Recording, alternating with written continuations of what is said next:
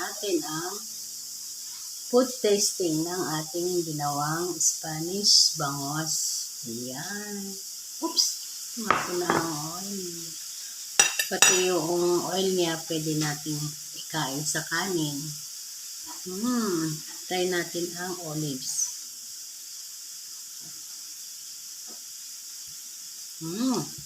Sarap.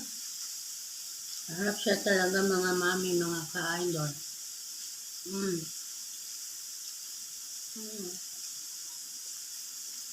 Sarap na talaga.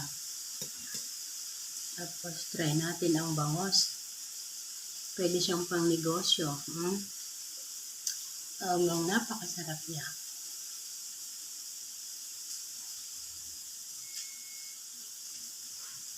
Wow! Hindi ka magkakamali. Kapag ito ay tinry nyo na lutuin, hindi ka magsisisi. Napakasarap niya mga idol. Napakasarap talaga. Pati yung luya niya, kakainin natin. Malutong pa yung luya.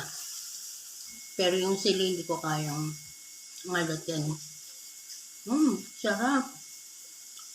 Mapapa-only rice ka.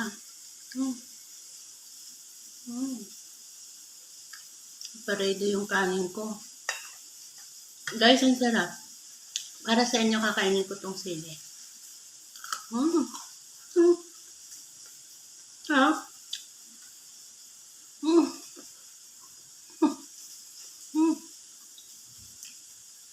Two thumbs up. Thank you for watching. Don't forget to like, comment. Mag-share na rin kayo ng aking video. Thank you so much. Bye everyone. Try nyo na para matikpan nyo.